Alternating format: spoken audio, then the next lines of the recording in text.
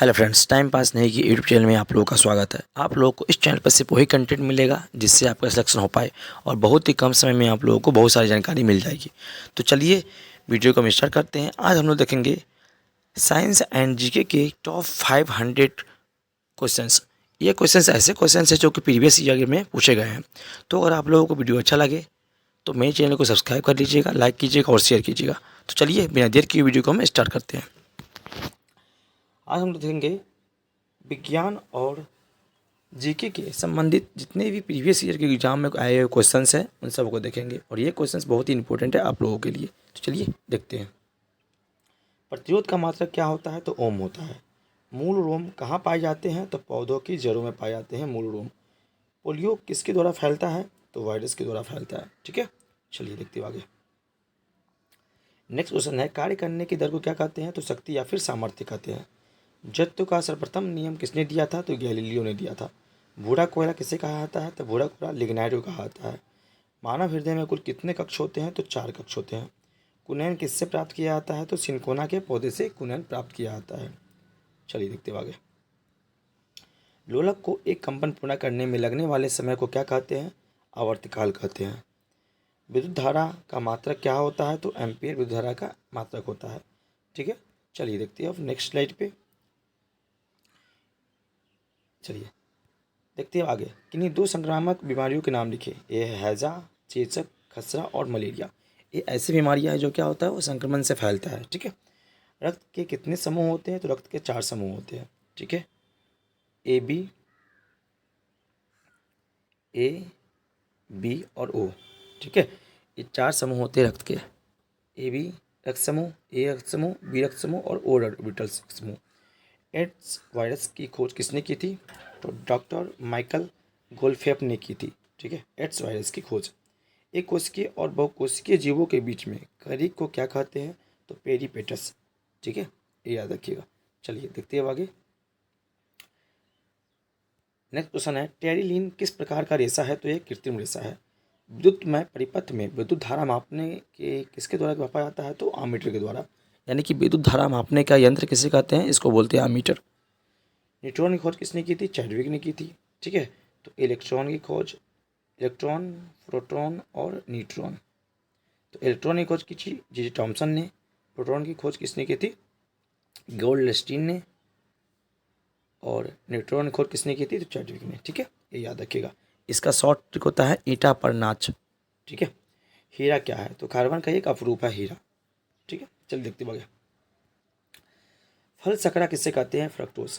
यानी फल में जो मिठास होती है वह मिठास फ्रक्टोज के कारण ही होती है, इसीलिए इसे हम फल सकरा के रूप में भी जानते हैं। सर्वग्राही रक्त समूह किसे कहा जाता है? सर्वग्राही रक्त समूह ऐसा का रक्त समूह होता है जो कि सभी के ब्लड को क्या करे, ले ले, है ना। और वो रक्त समूह के व्यक्ति ऐसे होते हैं जो सभी को ब्लड दे सकते हैं या डोनेट कर सकते हैं। ठीक है, ये याद रखिएगा। यूरेना किस संधि का प्राणी है? तो प्रोटोजोआ संधि का। विभवांतर किससे मापते हैं? तो वोल्ट मीटर से। ठीक है, याद रखिएगा। चलिए अब रखते हैं आगे।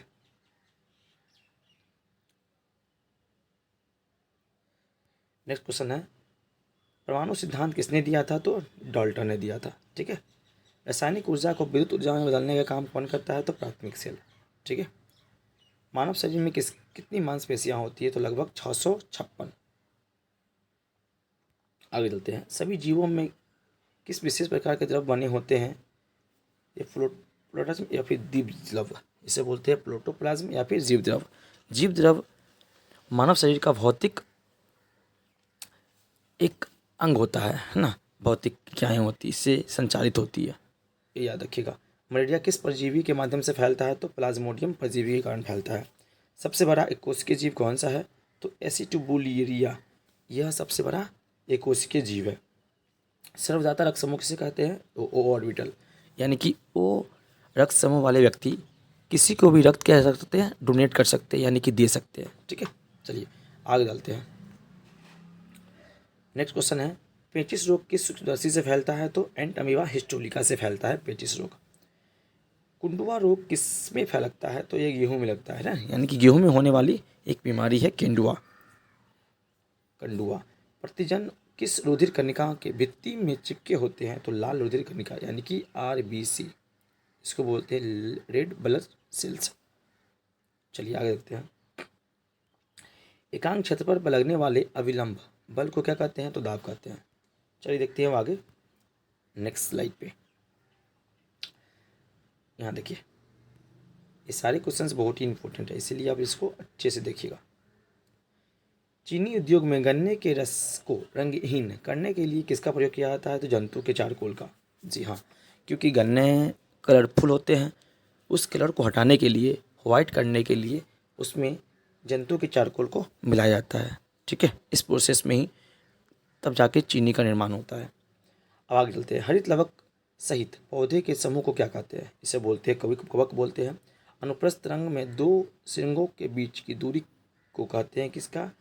तरंग दैर्ध्य कहते हैं। ठीक है, यानी कि वेवलेंथ। चलिए अब देखते हैं आगे। जब वस्तु अवतल दर्पण के फोकस व वक्रता केंद्र के बीच रखी जाती है तो प्रतिबिंब कहाँ बनेगा या कैसा बनेगा? तो सीधा बनेगा, वास्तविक बनेगा और वस्तु से बड़ा बनेगा। ठीक है, याद रखिएगा। अवतल लेंस में है, ये भी याद रखिएगा। ठीक है, बैरोमीटर किस लिए प्रयोग किया जाता है? तो वायुमंडलीय दाब को मापने के लिए बैरोमीटर का यूज़ किया जाता है। कार्बन के एक अपरूप का नाम लिखिए। तो ये हीरा है, ग्रेफाइट है, ये सब कार्बन के अपरूप है। चलिए अब आगे देखते हैं। नेक्स्ट क्वेश्चन है, ध्वनि की चाल सबसे अधिक किसमें होती है? तो ठोस में होती है। ठीक है, उसके बाद द्रव में होती है, उसके बाद गैस में होती है, सबसे कम गैस में ही होती है। किसी एक ऐसे ठोस का नाम बताइए जो गर्म करने पर उसका आयतन बढ़ता है। तो ये एल्युमिनियम है। सूर्य का ताप किस यंत्र से मापा जाता है? तो उत्तापमापी, है ना, उत्तापमापी। इससे सूर्य का तापमान हमको मापते हैं। चलिए आगे देखते हैं। सूर्य से पृथ्वी तक गर्मी किस प्रकार आती है, यानी कि कौन सी विधि से आती है? तो यह होती है विकिरण विधि द्वारा सूर्य से पृथ्वी तक गर्मी पहुंचती है। तब तबले में ध्वनि कैसे उत्पन्न होती है? तो आघात द्वारा। ठीक है, चलिए देखते हैं आगे नेक्स्ट क्वेश्चन।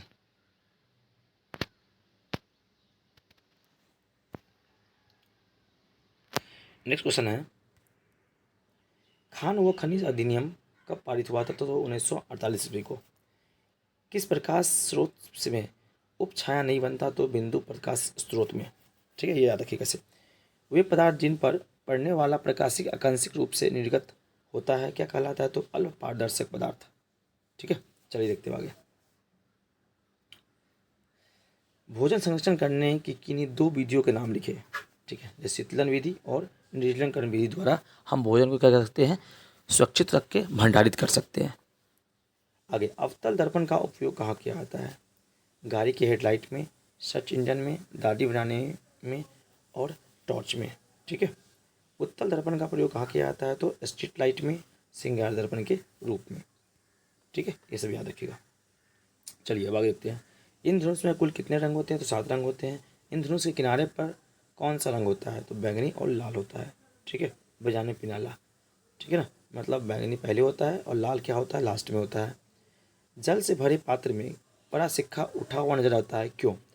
अपवर्तन के कारण। ठीक है, चलिए आगे देखते हैं। आकाश का रंग नीला क्यों दिखाई देता है? तो प्रकीर्णन के कारण। जो वस्तुएं स्वयं प्रकाश से प्रकाशित होती है उसे कहते हैं प्रतिदीप्त वस्तुएं। ठीक है, चलिए देखते हैं आगे। नेक्स्ट क्वेश्चन है मेरा, ये सारे क्वेश्चंस ऐसे क्वेश्चंस हैं जो कि एग्जाम में पूछे गए हैं, इसीलिए आप लोग इसे अच्छे से देखिएगा। ठीक है, द्रवों में ऊष्मा का संगठन कैसे होता है? तो चालन विधि द्वारा। थर्मामीटर बनाने में पारा का ही यूज़ क्यों किया जाता है? इसका क्वथनांक क्या होता है? अधिक होने के कारण पारा का यूज़ थर्मामीटर बनाने में किया जाता है। दो वस्तुओं में पहली का द्रव्यमान दूसरी वस्तु के अधिक है, दोनों का समान मात्रा में ऊष्मा दी जाती है, तो किस वस्तु का तापमान अधिक होगा? ठीक है, तो इसका आंसर हो जाएगा आपको पहली वस्तु का तापमान ज़्यादा होगा, क्योंकि हम जानते हैं कि कोई भी मेटल गर्म होता है तो क्या होता है? वो चालन विधि द्वारा गर्म होता है। तो यानी कि जो पहले कोई भी धातु होगी या कोई मेटल होगा वो पहले गर्म होगा और धीरे धीरे वहाँ से ऊष्मा क्या होगा? आगे की ओर प्रसारित होगा।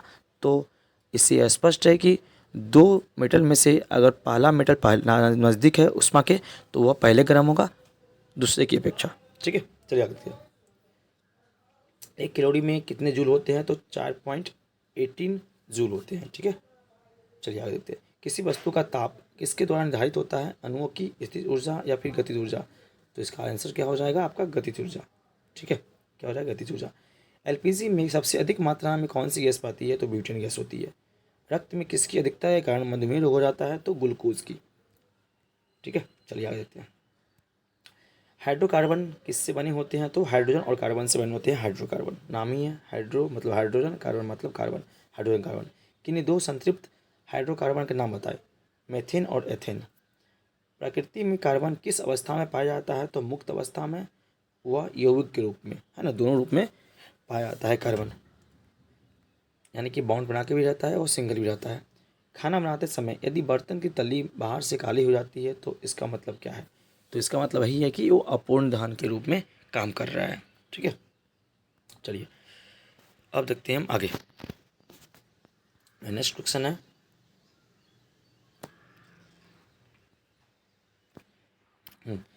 वायुमंडल में सबसे प्रचुर मात्रा में अक्रिय गैस कौन सी होती है, तो आर्गन होती है। ठीक है, आर्गन। कार्बन के क्रिस्टलीकरण अपरूप के नाम बताएं, तो यह हुआ ग्रेफाइट और हीरा। कार्बन के अक्रिस्टलीकरण अपरूप के नाम बताएं, तो यह लकड़ी का कोयला या फिर जंतु का चारकोल। ठीक है, और ये अक्रिस्टिकली है और ये क्रिस्टलीय है, ये याद रखिएगा, दोनों अलग अलग है। चलिए अब देखते हैं आगे। रेडियो सक्रियता की खोज किसने की थी, तो हेनरी बेकलर ने की थी। कच्चे फलों को कृत्रिम रूप से पकाने के लिए किसका प्रयोग किया जा रहा है, तो एथिलीन गैस का, जिसे हम लोग अपने गांव या फिर बोलचाल की भाषा में बोलते हैं कार्बाइड, है ना, कार्बाइड बोलते हैं ना, उसमें होता है एथिलीन गैस ही निकलती है उस कार्बाइड से। वह हमारे लिए क्या होता है, हानिकारक होता है। इसीलिए कार्बाइड से पके हुए फल हमें नहीं खाना चाहिए, या फिर खाना भी चाहिए तो उसको अच्छे से धो के, ठंडे पानी में धो के तब उसे खाना चाहिए। ठीक है, चलिए आगे देखते हैं। भूमिगत जड़ों के नाम बताएं, तो मूली, गाजर, चुकंदर, शलजम और शकरंद, ये सब क्या है, भूमिगत जड़ों के उदाहरण है। चलिए देखते हैं आगे। जनसंख्या के अध्ययन को क्या कहते हैं, तो डेमोग्राफी। डेमोग्राफी को जनसंख्या का अध्ययन कहते हैं। कांच में किस रंग के में प्रकाशीय गति सबसे अधिक कम होती है, तो वो बैंगनी रंग में। दूर दृष्टि दोष के लिए बने चश्मे में किस लेंस का प्रयोग किया जाता है, तो उत्तल लेंस का। ठीक है, और जबकि निकट दृष्टि दोष में के लिए बनी चश्मे में किस लेंस का प्रयोग किया जाता है, तो अवतल लेंस का। ठीक है, ये याद रखिएगा। लेंस की क्षमता का क्या होता है, तो लेंस की क्षमता को बोलते हैं डायोप्टर। क्या बोलते हैं इसको, डायोप्टर। ठीक है, चलिए अब देखते हैं हम आगे नेक्स्ट स्लाइड पे। नेक्स्ट स्लाइड है मेरा यहाँ, देखिए। वायुमंडल का प्रमुख स्तर जो कि पृथ्वी तल से सबसे निकट है उसको कहते हैं क्या, क्षोभ मंडल कहते हैं ना। यहीं पर वर्षा होती है, आंधी आती है, ओले गिरते हैं, तूफान आता है, सब कुछ क्या होता है, क्षोभ मंडल में ही होता है। ओजोन की परत वायुमंडल के किस परत में होती है, तो ये स्ट्रेटोस्फीयर, समताप मंडल। ठीक है, चलिए आगे देखते हैं। सोल्डर एक मिश्र धातु है, इसमें कौन कौन से घटक है, तो टीन है और लेड है। ठीक है, चलिए आगे देखते हैं। लोहे में जंग लगने के लिए क्या आवश्यक है, तो ऑक्सीजन और नमी क्या है, लोहे में जंग लगने के लिए आवश्यक है। भारत का प्रथम नाभिकीय रिसर्च रिएक्टर कहाँ स्थित है, तो ये अप्सरा है। ठीक है, तापीय रिएक्टर में भारी जल का प्रयोग क्यों किया जाता है, तो ये मंदक के रूप में किया जाता है। ठीक है, समस्थानिक किसे कहते हैं, तो परमाणु क्रमांक इसका समान हो परंतु परमाणु भार क्या हो, भिन्न भिन्न हो, उससे बोलते हैं समस्थानिक बोलते हैं। जिसके परमाणु क्रमांक क्या हो, समान हो, और परमाणु भार क्या हो, भिन्न भिन्न हो। चलिए देखते हैं आगे। प्रथम विश्व युद्ध में दौरान रासायनिक हथियारों के रूप में किस गैस का प्रयोग किया जाता था, तो मस्टर्ड गैस का। पेड़ पौधे रात को कौन सी गैस निकालते हैं, तो कार्बन डाइऑक्साइड निकालते हैं। बॉक्साइट किस धातु का अयस्क है, तो ये एल्युमिनियम का अयस्क है, बॉक्साइट। ठीक है, चलिए देखते हैं आगे। कैलेमाइन किस धातु का अयस्क है, तो ये जिंक का अयस्क है। चलिए नेक्स्ट क्वेश्चन देखते हैं। अब देखते हैं नेक्स्ट क्वेश्चन। चलिए, उत्तल लेंस की क्षमता कैसी होती है, तो धनात्मक होती है, जबकि अवतल लेंस की क्षमता कैसी होती है, तो ऋणात्मक होती है। ठीक है, ये याद रखिएगा। मनुष्य की आंख में किसी वस्तु का प्रतिबिंब जिस भाग पर बनता है उसे क्या कहते हैं, रेटिना या फिर दृष्टिपटल। ठीक है, चलिए देखते हैं आगे। प्रकाश का कौन सी तरंग होती है, तो अनुप्रस्थ तरंग होती है, जबकि ध्वनि होती है अनुदैर्घ्य तरंग। फूल गोभी के पौधे में खाने योग्य भाग कौन से होते हैं, तो पुष्पक्रम। इसके पत्ते खाते हैं ना, इसलिए बोलते हैं इसको पुष्पक्रम बोलते हैं। मानव शरीर में सबसे छोटी कोशिका कौन सी होती है, तो माइक्रोप्लाज्मा। ठीक है, चलिए देखते हैं आगे। प्रिज्म से गुजरने पर सबसे अधिक विचलन किस रंग का होता है? तो बैंगनी रंग का। प्रकाश का रंग किस पर निर्भर करता है? तो तरंगदैर्ध्य पर निर्भर करता है। ठीक है, याद रखिएगा। पीने के पानी को शुद्ध करने के लिए कौन सी गैस प्रयोग किया जाता है? तो क्लोरीन गैस प्रयोग किया जाता है। अल्फा बीटा गामा किरणें में सबसे अधिक वेग किसका होता है? तो गामा किरणें की होती है। ठीक है, सबसे अधिक वेग होती है। चलिए देखते हैं आगे। ये सारे क्वेश्चन प्रीवियस एग्जाम में पूछे गए हैं, इसलिए अब इसको अच्छे से ध्यान से देखिएगा और अच्छे से इसको दिमाग में बिठा लीजिएगा। चलिए देखते हैं आगे। आग बुझाने के यंत्र में प्रयोग किए जाने वाला रासायनिक यौगिक का नाम बताएं? तो यह है सोडियम बाइकार्बोनेट। भोपाल गैस त्रासदी में किस गैस का रिसाव हुआ था? तो मिथाइल आइसोसाइनाइड का यूज हुआ था। शुद्ध जल कैसा होता है? तो उदासीन होता है, जो कि इसका पीएच मान क्या होता है? 7 होता है, यानी कि 7 होता है। चल देखते हैं आगे। किण्वन की प्रक्रिया में कौन सी गैस निकलती है? तो कार्बन डाइऑक्साइड, यानी कि CO2। सीएनजी का पूरा नाम क्या है? Compressed natural gas. ठीक है। एलपीजी का पूरा नाम क्या है? Liquefied petroleum gas. ये शॉर्ट नेम पूछे जाते हैं कई बार, इसलिए इसको ध्यान रखिएगा। एलपीजी में प्रमुख घटक कौन से होते हैं? ब्यूटेन होते हैं, प्रोपेन होते हैं। चलिए देखते आगे। हैजा रोग कैसे फैलता है? तो जीवाणु से फैलता है। उत्सर्जी अंग के नाम बताएं? वृक्क, यानी कि किडनी, त्वचा, यकृत, फेफड़ा, नाक, बड़ियात। ये ऐसे उत्सर्जी पदार्थ से कहते हैं जिससे हमारे शरीर की गंदगी, यानी कि पसीना हो, मल हो, मूत्र हो, है ना, उसके बाद कुछ भी, जैसे शरीर की जितनी भी गंदगी होती है उसको निकलने का जो जरिया होता है, जो माध्यम होता है, उसे हम बोलते हैं उत्सर्जी अंग। ठीक है, ये याद रखिएगा। चलिए देखते हैं आगे। आसुत जल विद्युत का डैश होता है, यानी कि अचालक होता है। यानी आसुत जल मतलब क्या? शुद्ध जल। ठीक है, तो शुद्ध जल में क्या होता है? विद्युत का करंट नहीं पास होता है। ठीक है, अब आगे लिया। जट्रोफा की फसल के लिए प्रयुक्त होती है कौन सा? बायोडीजल, यानी कि जैविक ईंधन। जैव विविधता में कम होने का क्या कारण है? प्रकृति आवास का निवास, यानी कि जंगलों की कटाई, डिफॉरेस्टेशन इसका सबसे मेन मुद्दा है। ठीक है, मेन कारण भी है। चलिए लिखते हैं आगे।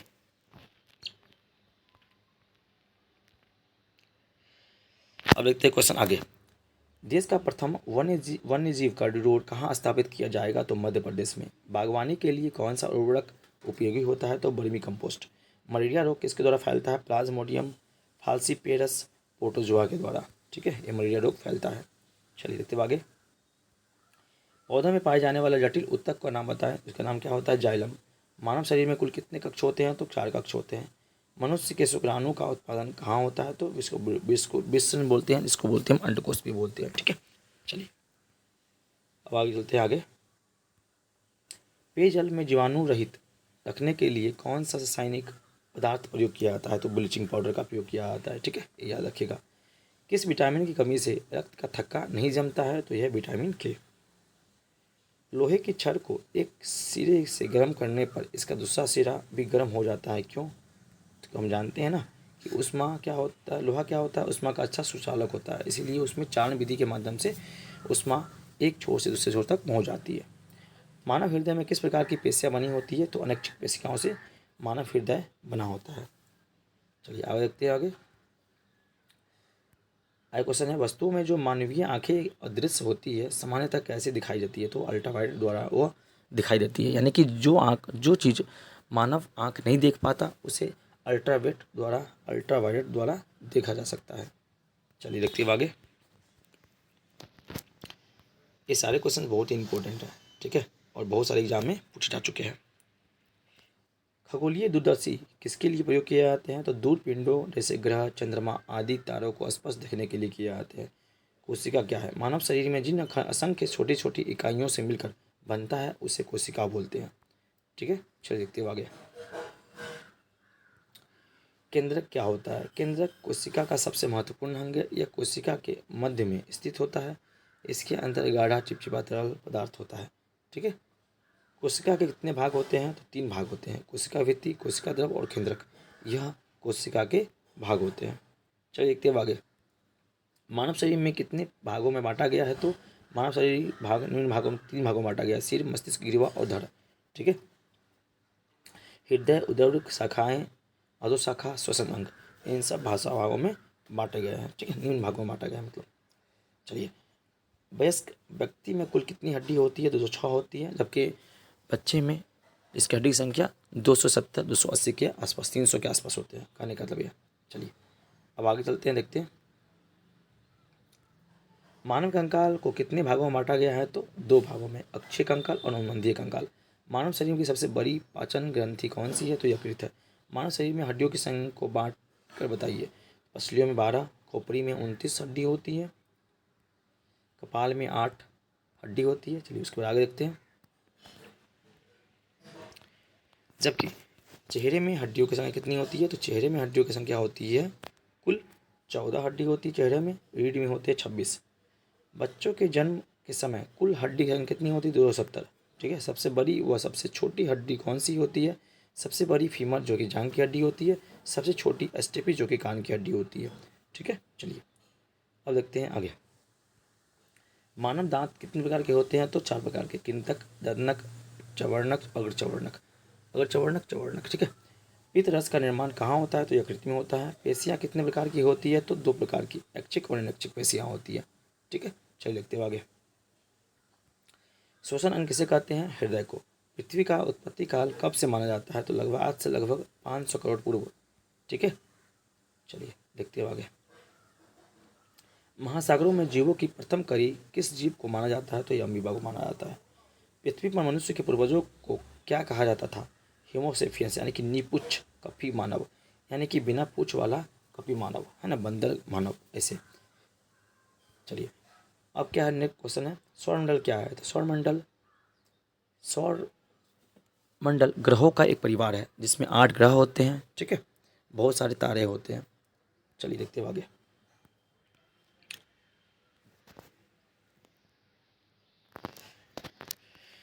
इस तरह कुछ बात हम जान लेते हैं, इसरो के बारे में जान लेते हैं कुछ बात। इसरो, इसका फुल फॉर्म होता है भारतीय अंतरिक्ष अनुसंधान संगठन। इसको बोलते हैं इंडियन स्पेस रिसर्च ऑर्गेनाइजेशन।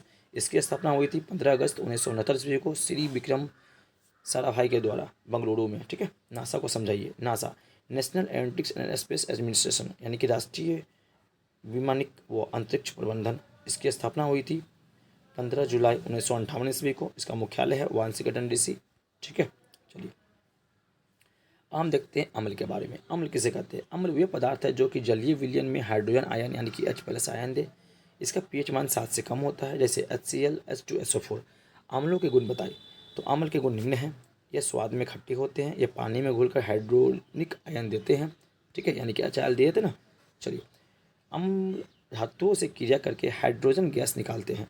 यह नीले मिट्टी पदार्थ को लाल कर देता है। चलिए, अम्ल से क्षार क्रिया करके क्या बनाते हैं। तो जल तथा जल का निर्माण करते हैं, यानी कि जल और लवण, यानी कि NCl, यानी कि उसके बाद जल यानी कि H2O, ये का निर्माण करते हैं। HCl और NCl का। ठीक है, HCl का। चलिए आगे देखते हो। आम्ल की क्षारीयता क्या होती है। आम्ल की क्षारीयता क्या होती है। तो देखिए, किसी अम्ल के क्षारकता के अणु में उपस्थित हाइड्रोजन परमाणुओं की संख्या प्रकट करती है। इसको बोलते हैं हम क्षारकता। चलिए अब आगे देखते हैं नेक्स्ट क्वेश्चन।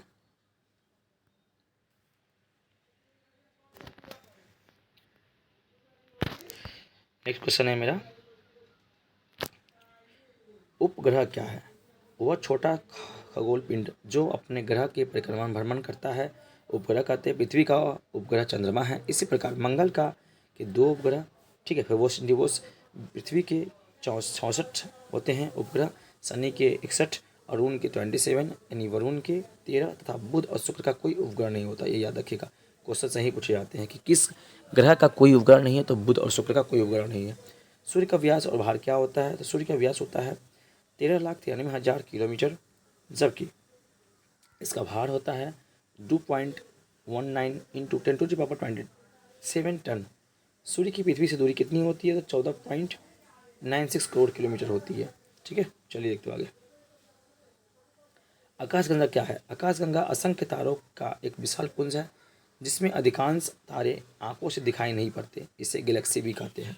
सूर्य ग्रहण कैसे होता है। ठीक है, चलिए अब समझते हैं सूर्य ग्रहण चंद्र ग्रहण को समझते हैं अच्छे से।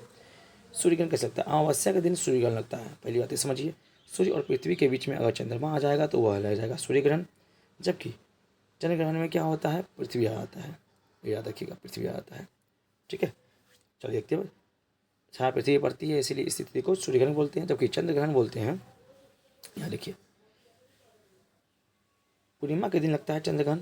जनरली सूर्य और चंद्रमा के बीच में अगर पृथ्वी आ जाता है तो वह स्थिति चंद्रग्रहण कहलाता है। ठीक है, भारतीय अंतरिक्ष अनुसंधान हम लोग पढ़ चुके हैं, अंतरिक्ष को नासा बोलते हैं।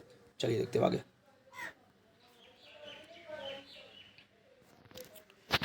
अब देखिए, पिछले क्वेश्चन था ना कि अम्लों के कितने प्रकार हैं, तो अम्ल के कितने प्रकार होते हैं? लगभग 3 प्रकार होते हैं, ऑक्सी अम्ल, हाइड्रो अम्ल और थायो अम्ल। ठीक है, चलिए अब देखते हैं, क्षार को समझते हैं।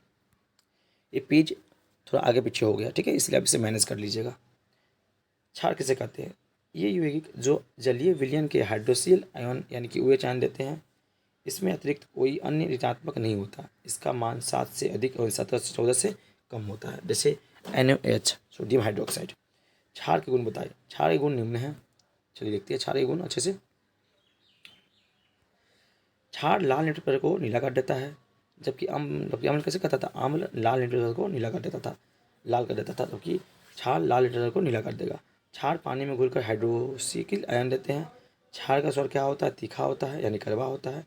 ये तेल व वसा की क्रिया से साबुन बनाता है।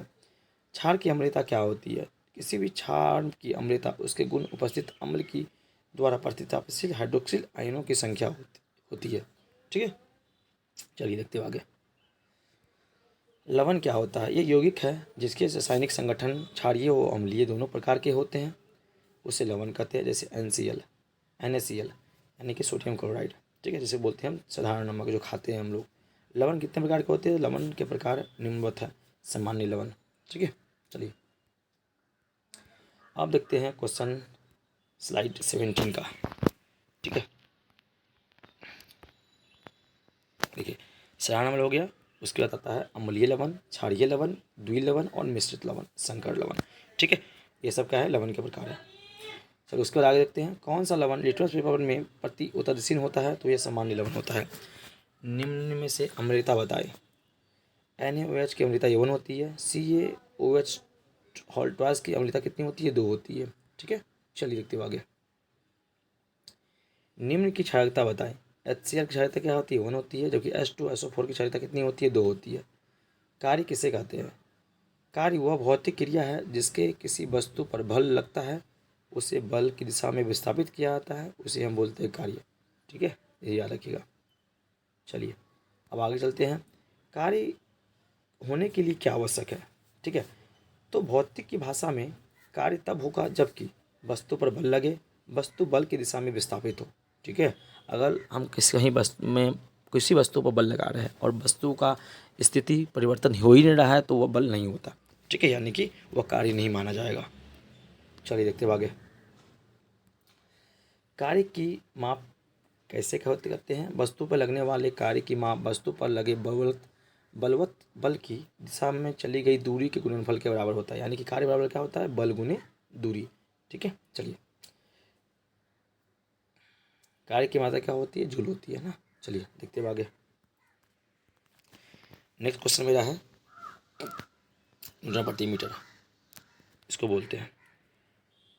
ऊर्जा किसे कहते हैं? तो वह भौतिक राशि जो किसी वस्तु में कार्य करने की क्षमता उत्पन्न करती है या कार्य करने की क्षमता को ऊर्जा कहते हैं।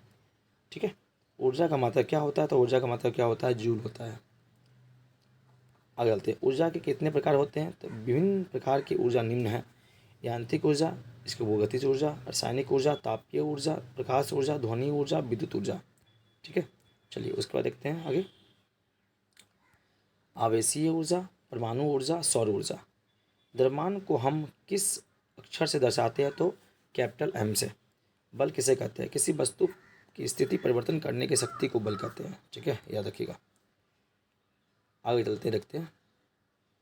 बल का मात्रक बताइए। तो बल का मात्रक क्या होता है? न्यूटन होता है। सबसे बड़ी आंख किस स्तनधारी प्राणी की होती है? तो हिरन की होती है। ठीक है, चलिए देखते हैं आगे।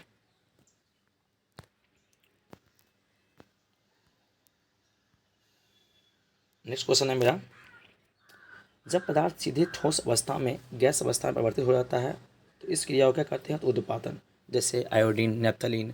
ठीक है, ये सब क्या होते हैं? उत्पादित वस्तुएं हैं। DDT क्या है? एक कीटनाशी है। ओजोन परत को क्या कहते हैं? जीवन रक्षक परत। ठीक है, ग्लोबल वार्मिंग का अर्थ बताइए। पृथ्वी का गर्म होना, ये ग्लोबल वार्मिंग का अर्थ होता है।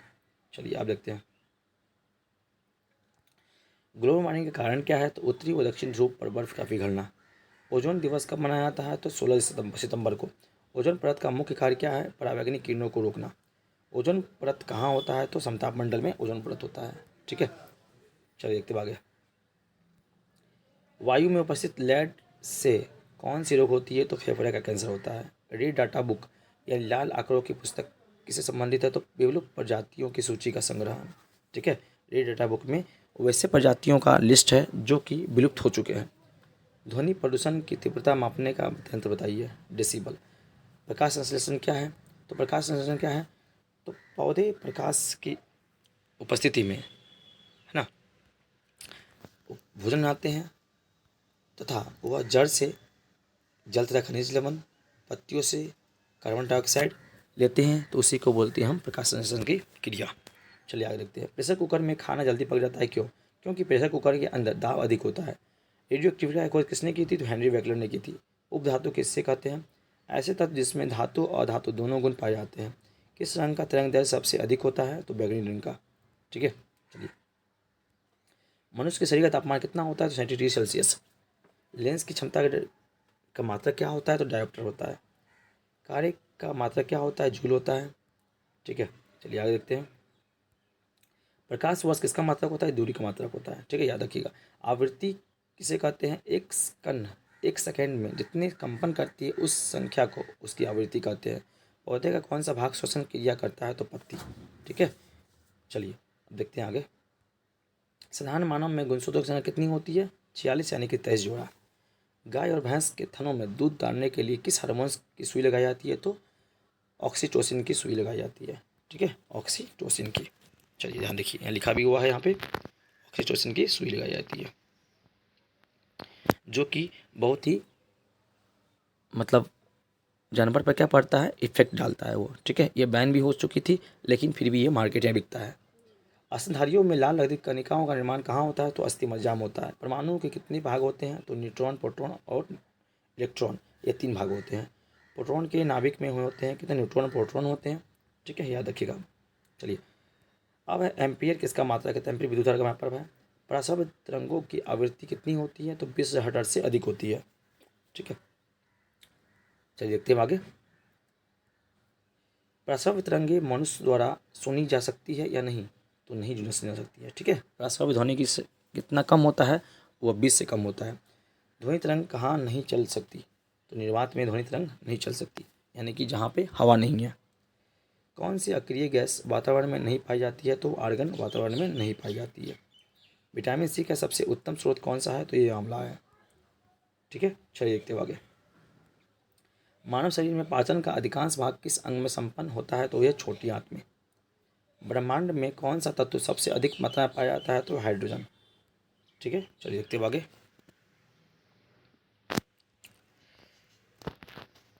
अब देखिए आगे चलते हैं।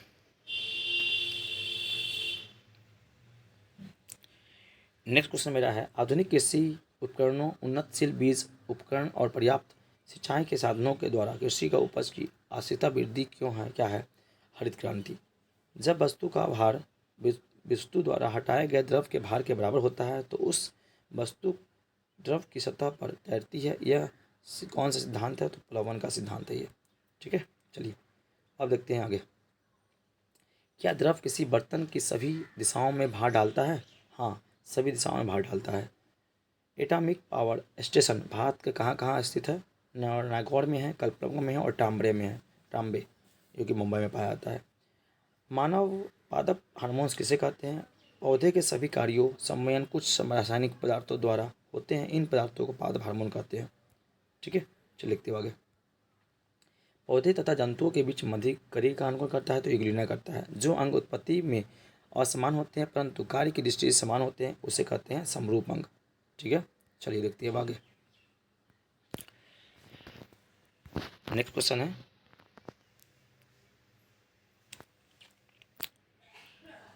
वह प्रक्रिया जिससे हरे पेड़ पौधे सूर्य से प्रकाश उत्पन्न करते हैं या भोजन बनाते हैं वो होते हैं प्रकाश संश्लेषण। ठीक है, प्रकाश संश्लेषण क्रिया में कौन सी गैस निकलती है। तो ऑक्सीजन गैस निकलती है। द्रव क्या होता है।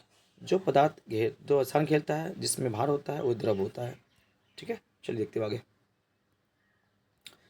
किसी विलयन में वाष्पीकरण व संघनन विधि द्वारा शुद्ध व द्रव प्राप्त करने की विधि को क्या कहते हैं? तो वाष्पन कहते हैं। भाप का द्रव में परिवर्तन करने की क्रिया को क्या कहते हैं? संघनन बोलते हैं। दांत की कठोरता किसके कारण होती है? तो इनेमल के कारण होती है। चलिए देखते हैं आगे। भोज्य पदार्थों का संवहन कौन करता है? तो फ्लोएम करता है। जल व खनिज लवणों का संवहन कौन करता है? जाइलम करता है ना, पौधों में। रक्तदाब किससे मापा जाता है? तो एस्पेनोमीटर से रक्तदाब को मापा जाता है, एस्पेनोमैग्नोमीटर से।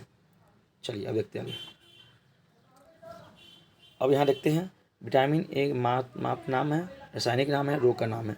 विटामिन ए में का रासायनिक नाम है रेटिनल, इसकी रोग होता है रतौंधी। विटामिन बी से का नाम होता है थायमिन, और इससे कमी से रोग होता है बेरी। विटामिन सी को बोलते हैं स्कॉरिक अम्ल, इसके होता है स्कर्वी या पीलोग। विटामिन डी को कैल्सीफ्लोर बोलते हैं, और इससे कमी से होता है सूखा रोग। ठीक है, चलिए अब देखते हैं नेक्स्ट क्वेश्चन। चलिए देखते हैं नेक्स्ट क्वेश्चन। जो अंग उत्पत्ति में समान होते हैं परंतु कार्य में अलग अलग होते हैं, उसे कहते हैं समजात अंग। प्रयोगशाला में बनाए गए सर्वप्रथम कार्बनिक पदार्थ का नाम बताइए कौन है? तो यूरिया है। चलिए अब आगे देखते हैं। सामान्य स्थिति में हृदय की धड़कन कितनी होती है? तो प्रत्येक 60 से 80 बार धड़कता है। श्रव्य तरंगे की आवृत्ति कितनी होती है? 20 से 20,000 हर्ट्ज के बीच में। ठीक है, और श्रव्य तरंगों की आवृत्ति कितनी होती है? 20 हर्ट्ज से नीचे, यानी इसे हम सुन नहीं सकते। जबकि प्रस्रव्य तरंगों की आवृत्ति कितनी होती है? 20,000 हर्ट्ज से अधिक होती है। ठीक है, ये सब याद रखिएगा। चलिए देखते आगे। बिना ताप बदले पदार्थ की अवस्था परिवर्तन में आवश्यक उष्मा को क्या कहते हैं? तो पदार्थ की गुप्त उष्मा बोलते हैं। ठीक है, ध्वनि तरंग किस प्रकार का उदाहरण है? अनुदैर्ध्य तरंग का। विशिष्ट उष्मा किसे कहते हैं? उष्मा की वह मात्रा जिस उस मात्रा को एकांक द्रव्यमान का ताप 1 डिग्री बढ़ाने पर के लिए आवश्यक हो, उसे विशिष्ट उष्मा कहते हैं। ठीक है, चलिए देखते हैं। अगर आप लोगों को वीडियो अच्छा लगा हो तो प्लीज़ मेरे चैनल को सब्सक्राइब कर लीजिएगा, लाइक कीजिएगा, और ऐसे ही वीडियो के लिए आप हमसे जुड़ जाइएगा। तब तक के लिए थैंक यू, जय हिंद।